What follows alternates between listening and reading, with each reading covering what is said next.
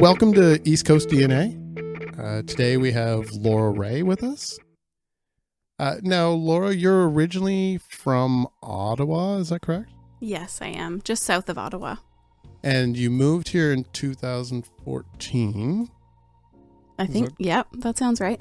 So before, I know that you've been doing music since you've been here on the East Coast. But before you moved here, were you like a singer-songwriter in Ontario as well? Yeah.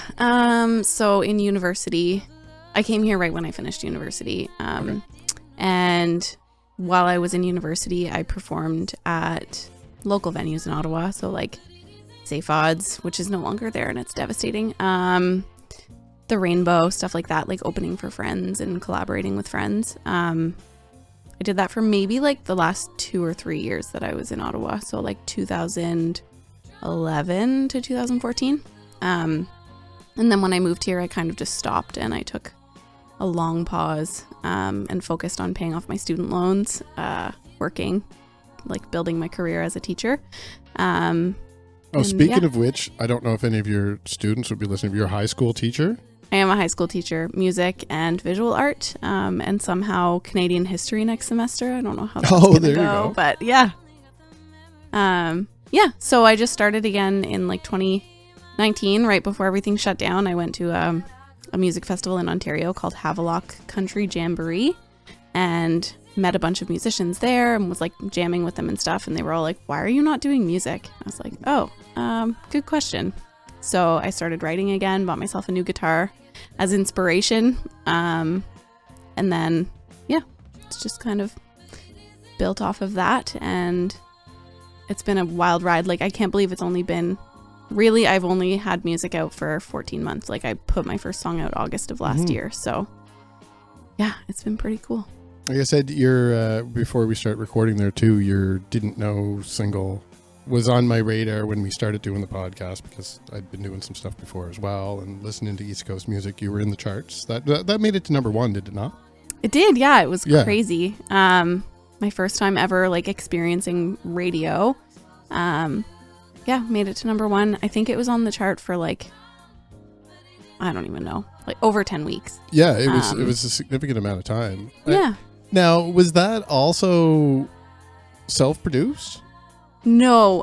So those first two, Didn't Know and Glimpses of Ghosts, were produced by John Landry of the Stanfields. There you go. Yeah. Nice shout out for Pictou County there. Yeah. And so I am friends with Mark Murphy, the drummer of the Stanfields, and he's my drummer on everything.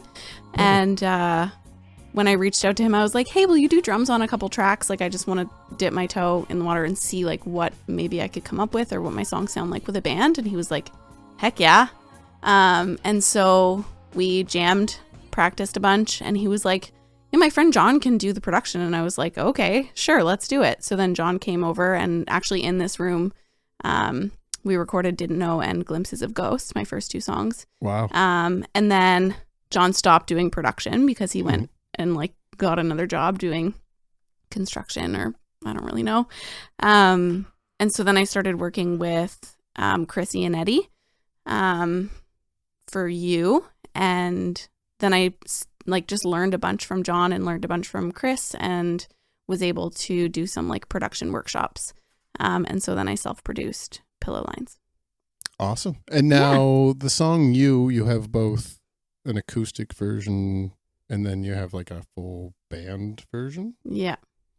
So did you release the acoustic version second, or were they released in parallel? I released the acoustic version like 2 weeks after I released the full band version. My cat is going to join us. Oh, yeah. They always do. Lots of our episodes have cats in them. So I did the production on the acoustic version. I just wanted like a follow-up to the big band version. And so, yeah, that's what we did.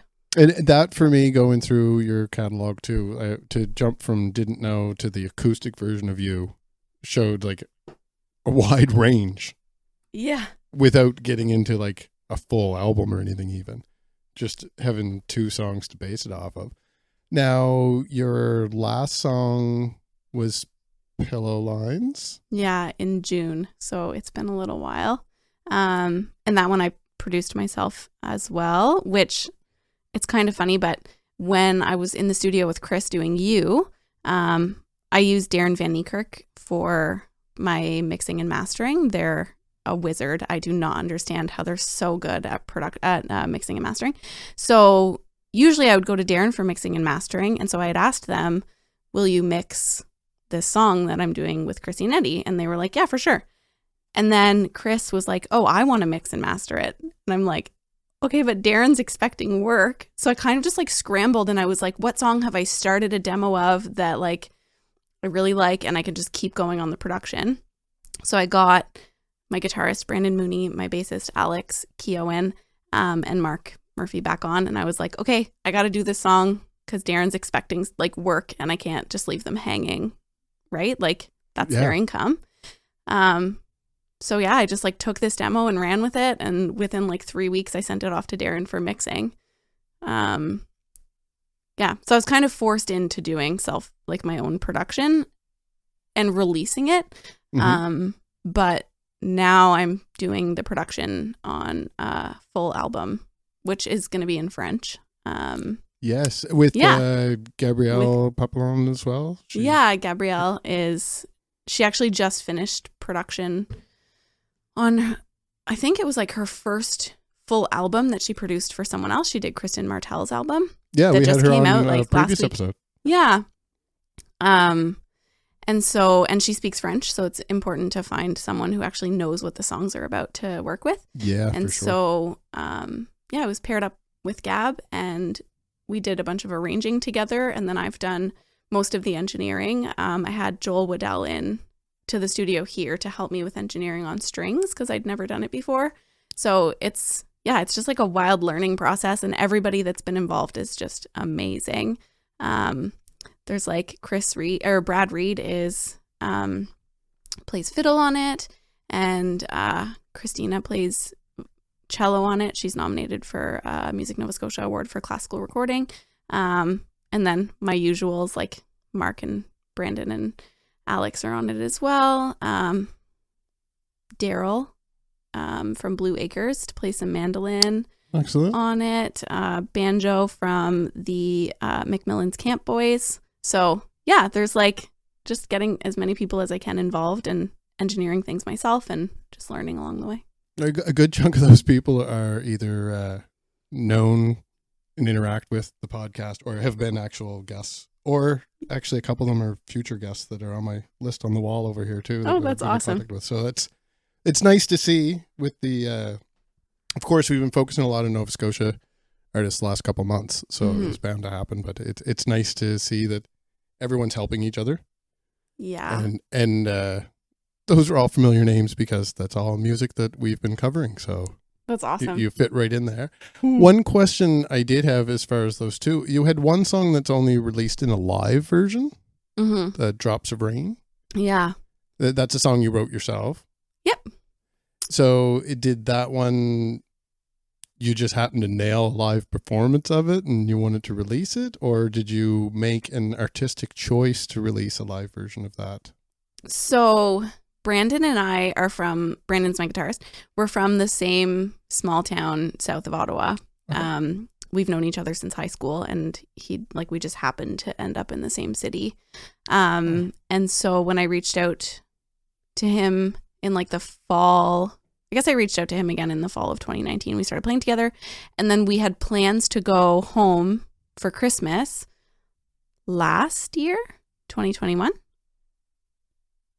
Yeah. It doesn't seem like a year ago with everything you've accomplished. Yeah. So we had plans to go home, and we had booked a show at, oh my gosh, what's that little bar called? The name is just like not coming to me. Anyways, we had booked a show in Ottawa while we were home for Christmas. Sorry, this is Alice, and he's very needy. We had booked a show at Christmas time when we were going to be home. And so as like a promo for that, because no one had ever really heard us play together from home, we made a live off the floor version of a song that we were planning on performing. Unfortunately, that show didn't happen because of the virus. Yes. And just like numbers were getting really bad again. So we ended up canceling. But so that was just done as like a promotional tool, and like we actually got it on our first take, which is wild. Like I don't know how that happened. So then we did like a live stream after that as like kind of a compensation for all the people who were hoping to go to the live show. We did a live stream. So yeah. So where do you shop for horseshoes? Because you got all the good ones. You had 1 year with like nailing your performances and then getting nominated as new artist recording of the year. Like that's all, like you said, 14 months. Yeah, it is actually crazy to think about it in that sense. And like, I like to look back and, because, you know, like you're always striving for the next thing and seeing like, okay, what's next or how can I do better? And like, I have a really hard time with comparing myself to other people. Sure. But when I look back, I'm like, oh, I've actually accomplished a lot in just over a year. I work a lot at it. Like this office space that I'm in, I come in here every morning at 6:30 and I work in here for 2 hours every morning before I go to work as a high school teacher. And then when I get home, I usually come in here for 2 hours up until supper time. And like, thankfully, my husband is amazing and makes every meal, so I don't have to cook. Good man. I'm going to give him extra credit there because we don't often get credit because most of us are not like that. So good guy to get there. Honestly, like if I didn't have him, I feel like none of this would be possible. And like I shout him out at shows all the time and he gets annoyed with me because I point him out. But really, like Matt is a big part of why I've had so much success in the last year and a half. He's shot my music videos. He's edited them all. But he's in the studio with me being like I could give him co-production credits on some of my songs because he's right there with me being like, what if you tried this? Or like, you know, giving me ideas. He's very musical as well. He plays bass and drums and guitar. Wow. He's from Cape Breton, so everyone from Cape Breton does that. Yeah. So I think it's part luck, but I think it's like it's hard work and it's having a really good support system around me that's allowed me to have so much success in the last year and a bit.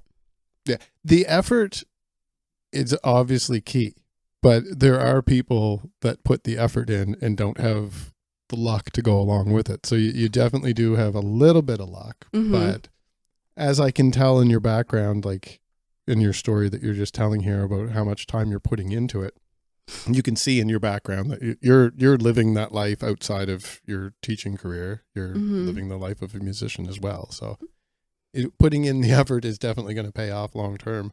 It's just nice to see that you've had so much success with the small number of songs that you've even released yet. I can only imagine what it's going to be like when you have a full album out.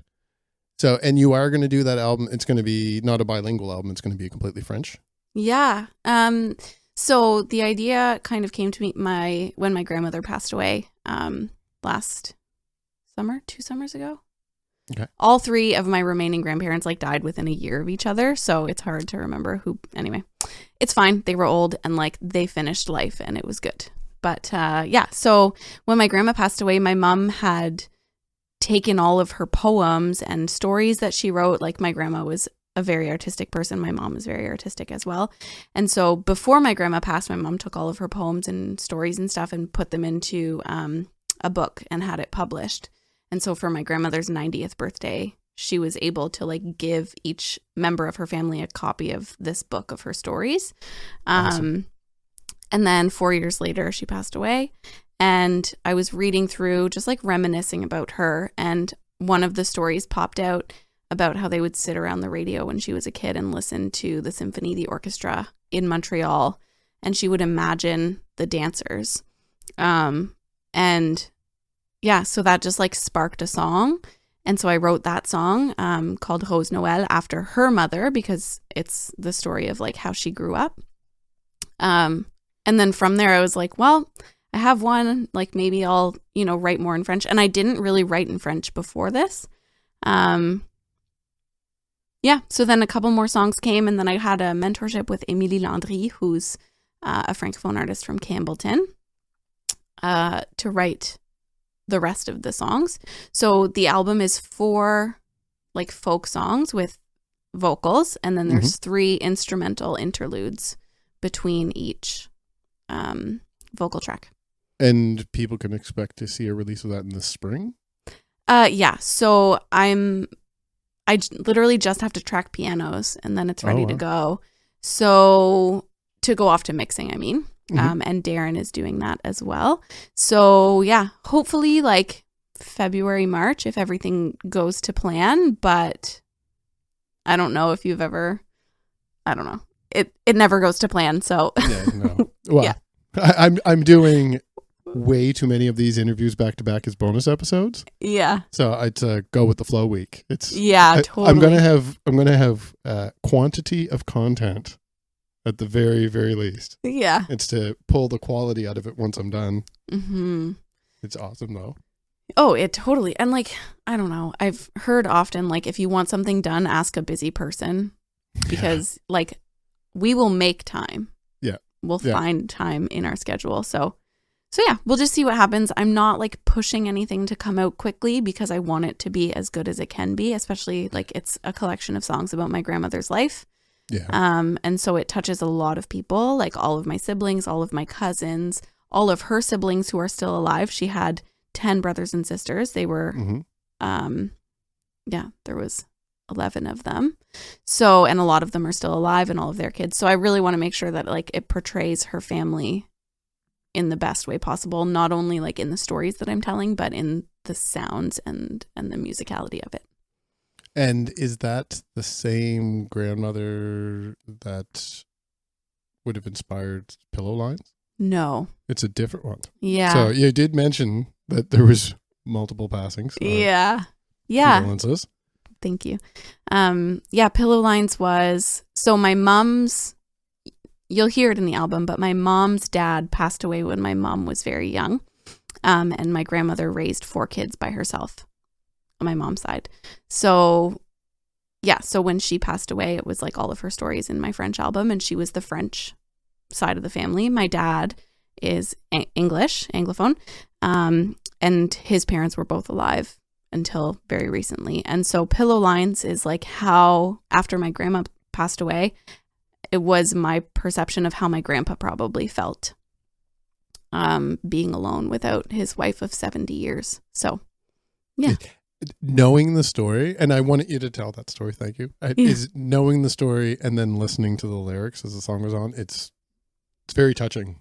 Thank you. It's a very emotional song. Yeah, and, I think... And even your other ones, like I mentioned that the Drops of Rain, the lyrics paint the picture as, like, when I'm listening to it in the car, I can almost picture you sitting there on a porch with the rain and playing the song and kind of making the lyrics up as you're just watching things play out in front of you. Yeah. So is the future, like after you release your French album, will you be returning back to some English songs as well? You're planning on being a bilingual artist going forward, where you have a little bit of French and English out there in your catalog? Yeah. I'm never going to pick one. Like, now that I started making music in French, I realize how important it is to me to be able to express myself in both of my languages. Sure. And so, yeah, I think I'm always going to put out music in French and in English. Right now, I'm focusing on this French album. I got a little bit of funding from FECAN. So I was actually able to do it, like financially. But yeah, I have a humongous catalog of English songs that need to come out. It's just a matter of when. And like, they are being produced right now. I'm working on them, and my musicians have done some recording on some of them. I've also been able to like co-write some songs that I would love to like put out at some point. It's just a matter of when and how to kind of blend my English music with my French music in terms of like performances or like release schedules or whatever. I need to plan it better. Right now, I'm kind of just like going with the flow, as you said. Well, and I'm sure that with Music Week coming up and you having all the different irons in the fire, that there's going to be some opportunities afforded to you as well. So I'm sure that the fans of the podcast who are just meeting you and fans of yours who are checking out our podcast are going to have a lot of future Laura Rae content to consume. Yeah. And for anyone that's tuning into these bonus episodes that's also attending Music Week, we've been announcing the showcases. So you are showcasing yourself on the Saturday? I actually have 2 showcases, which Excellent. Again, that horseshoe, just like, anyway. So the Friday, I'm showcasing at the Highland Arts Center at 8:15 p.m. Okay. And so that showcase will be all English music. And then on the Saturday, I'm showcasing at Governor's as part of la 5 à 7 avec la FECAN, which is the Fédération Culturelle Acadienne de la Nouvelle-Écosse. So it's the French Cultural Association in Nova Scotia. And they do like a cocktail hour showcase at Governor's on Saturday, and that starts at 5, and my showcase is at 6. So Mary Beth Carty is playing just before me, and then I'm playing at 6, and that will be French music, but there might be a couple of English songs in that set list as well, just to showcase my bilingualism. And yeah, that's awesome. And thank you for explaining the difference there too. That was going to be my follow-up question, is if what people could expect. So it's nice that you're able to showcase both at the same weekend. Yeah, I'm so excited. I have a small catalog of some French content in the background. I don't know French myself, so I'm embarrassed by that as a Canadian, but I do have a couple. But most of the content that I would have, it's bilingual artists that will switch back and forth, and sometimes in the same song. Yeah. So, yeah, it'll be interesting. I'm going to have to see. That's an earlier part of the evening too, so I may have to mosey on over to Governor's and catch out some French music. Yeah, it should be a great time.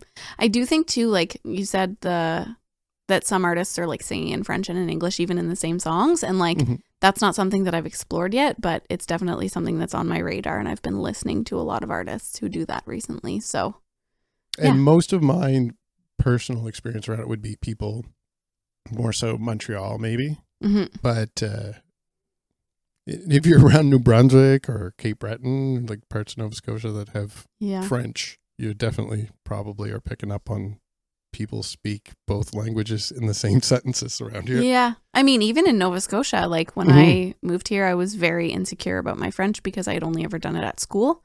Yes. Like I never had French friends. And when I started working for the French school board, I was like very shy. And then meeting people who are Acadian, I was like, oh, like French is French, and it doesn't matter what your accent is. It doesn't matter if you like throw a random English word in because you don't know the like official French word. If you're communicating what you want to communicate, like that's all language is just communicating. It doesn't matter if it's perfect. So, and that's kind of my point as far as the regional French. Yeah. I don't think any of us Anglophiles are going to be intimidated to sit through a French set, because we hear it all the time, whether or not we know what everyone's saying. So yeah. It definitely, for myself, that's cool to expand what content I can take in that weekend. So it's good to know. I don't think I realized that going through the schedule that was a French set of artists. Yep. So what else can people, you're Dartmouth based.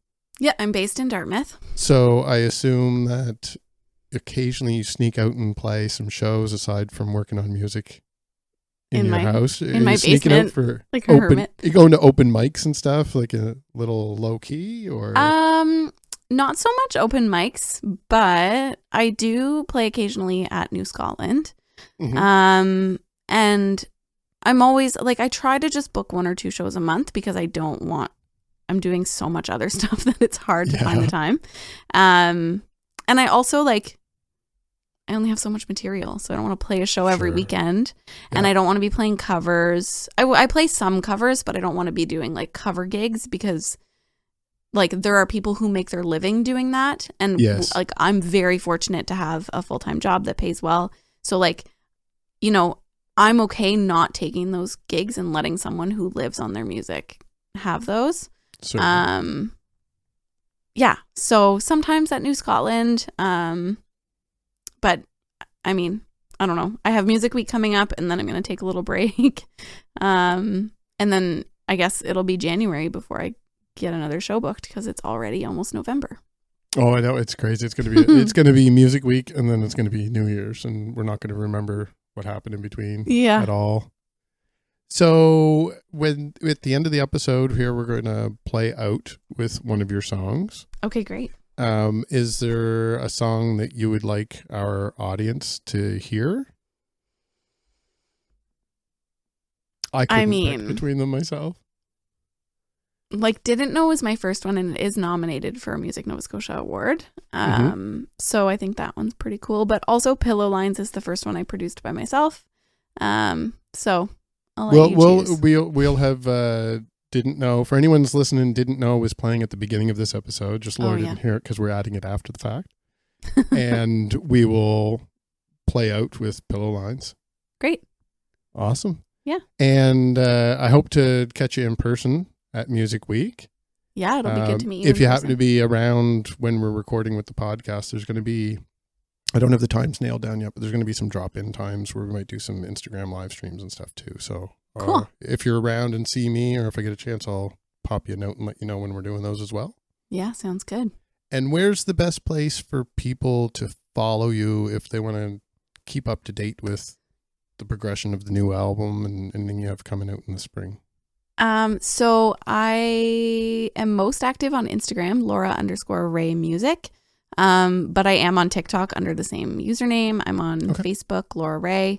And I have a website, laurarae.ca, where all my shows are listed. And if you want, you can sign up to my newsletter, and I'll send out like sneak peeks and behind the scenes stuff, and maybe like have people who are signed up to the newsletter vote on like album art or set lists or whatever, get like early access to merch if that ever happens. Yeah. Our podcast email is getting full with newsletters now, but that's awesome. We're going to have to sign up for yours there as well. Great. I know a couple of the people that you named. I also have some that I keep up to date with them on that. They're really, for anyone listening, it is a really cool way to keep up to date. Yeah, is. It's a little bit more than what you're going to get in a regular social media post. And you can kind of set it aside and digest it all at once, and getting access to stuff you might not see on regular social media or previews of stuff is. Yeah. I obviously like that. I have a podcast that I focus on this stuff, but I'm sure anyone that's listening to the podcast is also into that type of thing. So, and it also like, if people don't know, it does help. It's so weird. Like funding and stuff is so bizarre, but, having like mailing list subscribers, the numbers help with applying for funding. So if you have an artist that you really like and you want to hear new music from them, subscribe to their mailing list because it'll help them in their funding requests. So everyone, as you're listening to Pillow Lines, go subscribe to the newsletter and follow Laura on all of her social medias. And then go back to this episode and make sure that you hit subscribe while you're listening. Yeah. So that you get all of the rest of our bonus episodes.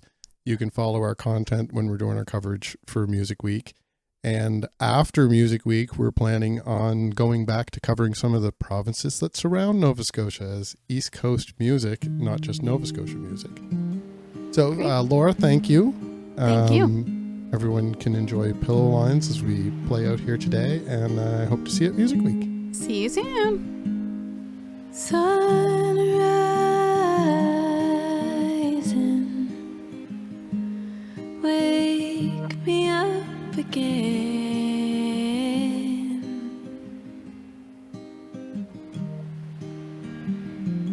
Pillow lines on my face.